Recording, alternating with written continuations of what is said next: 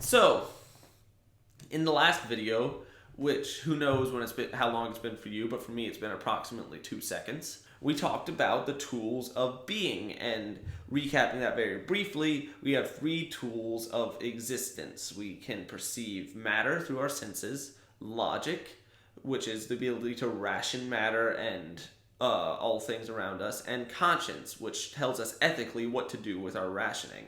Much like a detective, we're attempting to use these tools, like he uses his tools on a crime scene, to infer other things that we might not see directly about the nature of reality.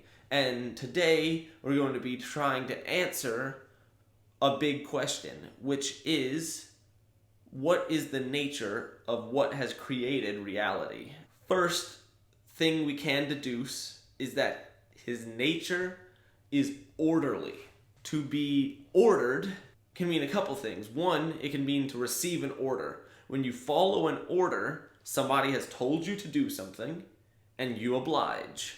Secondly, orderly means for things, multiple, even seemingly unrelated things, working together in a way that they unite as one machine or one being that can function as a whole. Do we observe order in our universe? Well, before we dictate what order is, we must dictate what chaos is. And in fact, let's look at what a chaotic reality might look like. So, our reality outside of reason and conscience, we're just talking about strictly matter or the way we experience the world around us, is divided into 3 things: time, space, and matter. And these 3 things are separate forces which function perfectly in harmony. Time, space, and matter all exist in a constant state, which are affected by each other, and do not break out of this harmonious state with each other or with themselves, and they seem to be well ordered.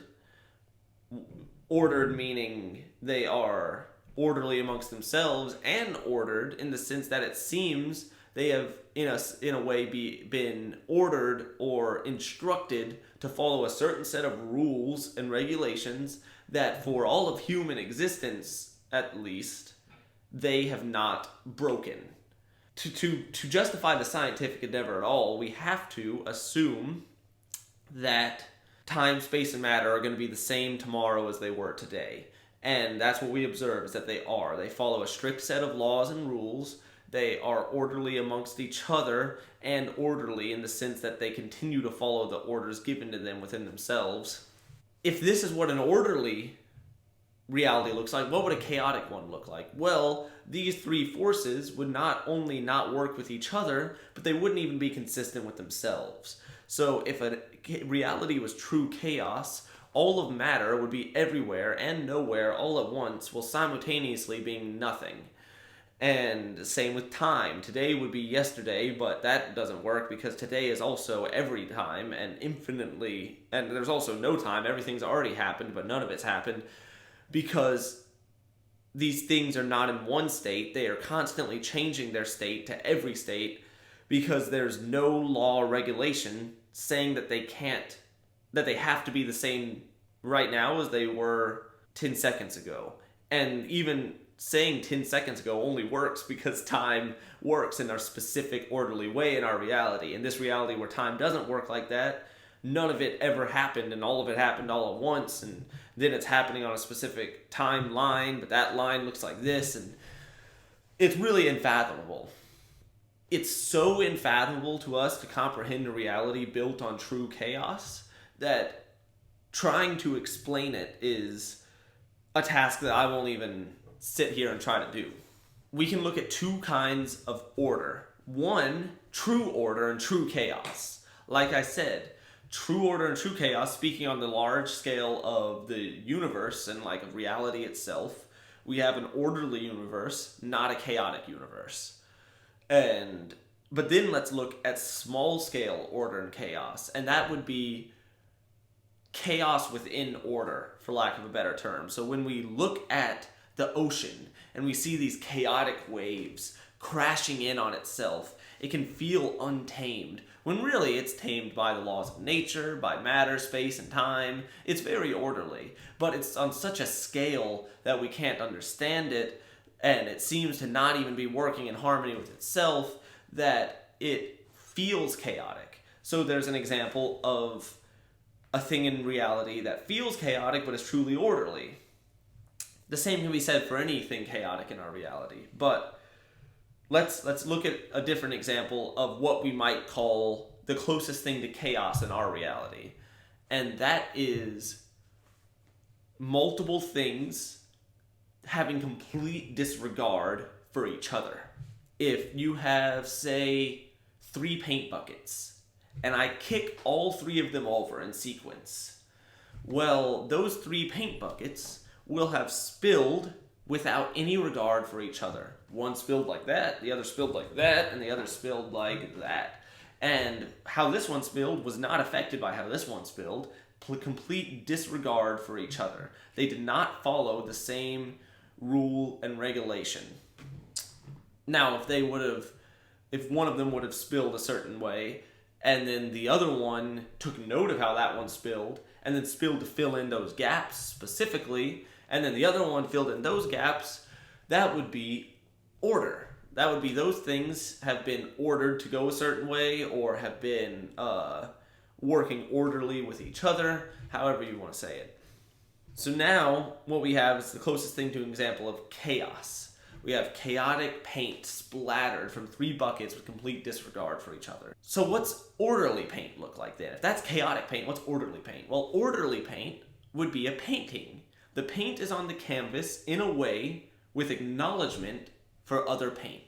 This paint follows this line because it knows that that line, when put next to this line, is going to make this figure, or this paint, look like a human face, like a portrait. And so if we're painting an eye, we put a shadow on the top of the eye because we know that that shadow is going to help create depth and is going to work with the paint around it to create the illusion of a 3D human face.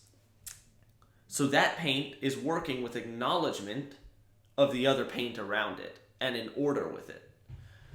So what is the difference? How did the painting become orderly? What made it, the paint, acknowledge the other paint around it versus the paint that was not orderly, that had been kicked and splattered randomly? Well, any example that we see in our reality where order comes from chaos, where we take the spilled paint and turn it into a painting, there's one thing that must happen, or the introduction of a creative force. Anytime we see chaos go to order, what has caused it to do that is the introduction of a creative force. A spilled paint won't suddenly start to function in harmony with itself and create a picture all on its own. Instead, to acknowledge itself and to be formed in a way that is orderly, it must, fundamentally speaking, have the intervention of a creative force to, in a sense, order it what to do. So by painting a picture, you are essentially commanding the paint to go in a certain way so that it acknowledges the other paint and functions as a whole.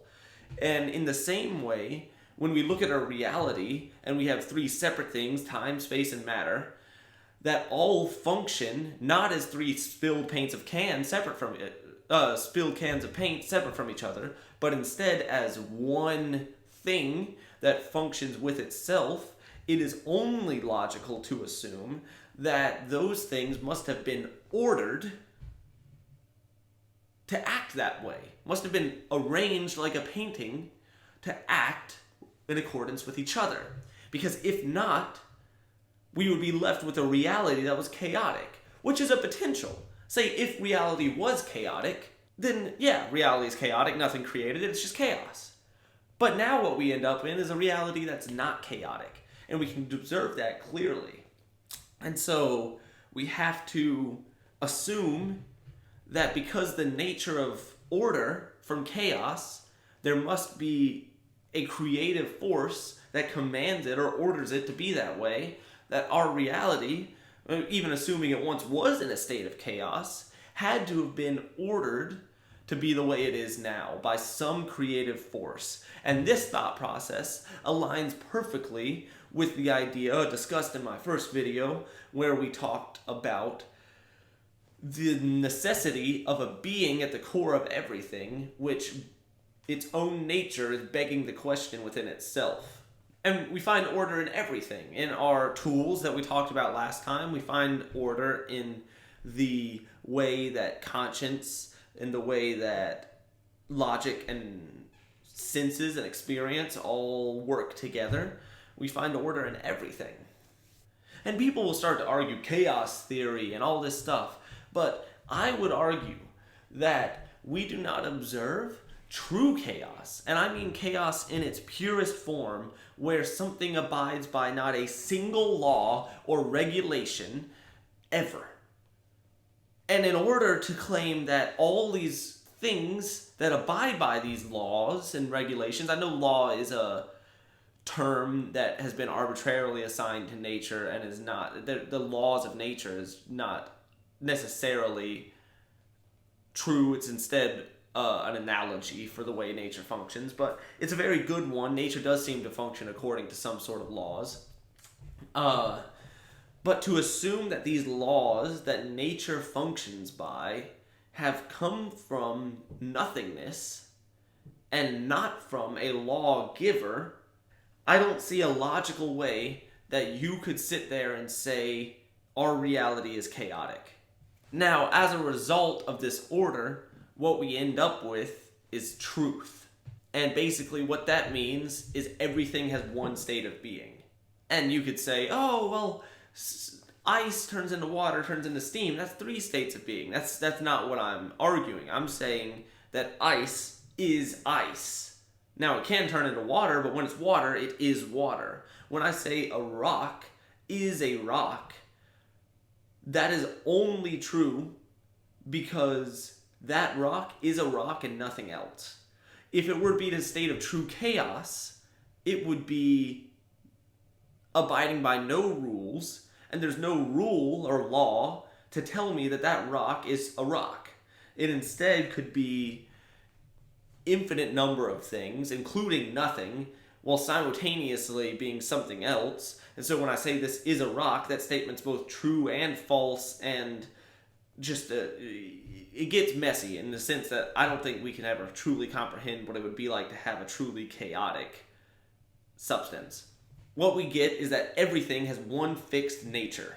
The rock is the rock, water is water, ice is ice. Despite these things turning into each other, when they are themselves, they are one fixed nature. And what that means is that there is a truth to reality. So all of reality has a truth. If I say rock is a rock, that is a true statement. If I say 5 plus 5 equals 10, that is truth. And that's, the same reason, only reason math works, is because things are orderly. If you say 5 plus 5 is 9, and I say 5 plus 5 is 10, the reason I'm right is because math is the same today as it is tomorrow. Here's what we arrive at, too, which I think is interesting. Most people seem to claim order in material and chaos, anything that they can't see. They say, okay, we have to acknowledge that there is order within matter, because to not acknowledge that is simply buffoonery. It's wrong. You can't not acknowledge that matter has order.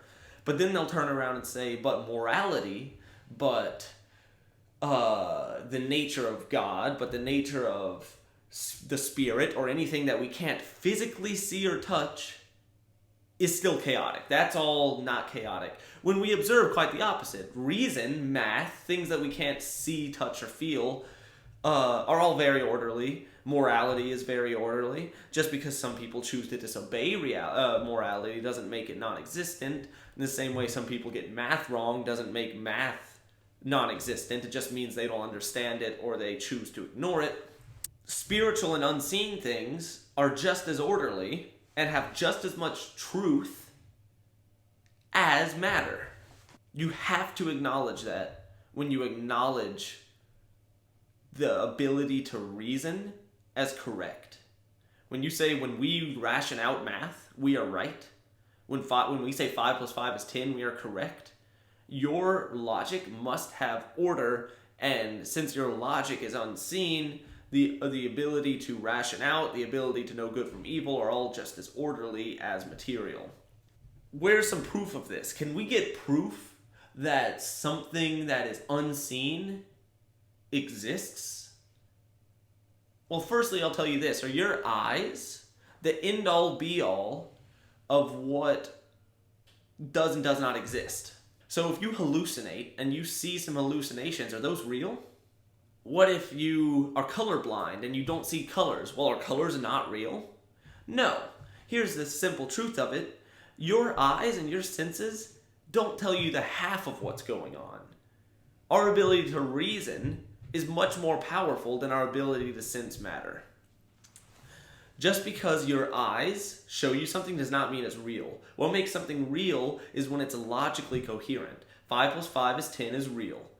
The hallucinations you saw on mushrooms, not real. Here's the ultimate example of that in some senses. The voice in your head. When you make a voice in your head, I'm not talking about I don't have some crazy whispering voice in my head. I just mean the one that you can form. When you replay moments in your head, or you're thinking through a problem, and it's basically the step before talking out loud to yourself. You're talking to yourself in your head, working through an issue.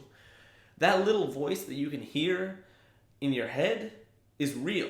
We all experience it. We all know it's there. It's a real thing. But put a microphone in someone's brain. Put a camera. You can't see, hear, touch, taste, smell. You can't sense that voice. But it's real. And we all know it's real. And to say it's not real is logically incoherent, because everyone can experience it. And if you're going to disregard everybody's experience, you're disregarding the entire scientific endeavor as a whole. So then, here's the way I see it. Order is an inherent truth of reality. And order can only come about with the involvement of a creative mind.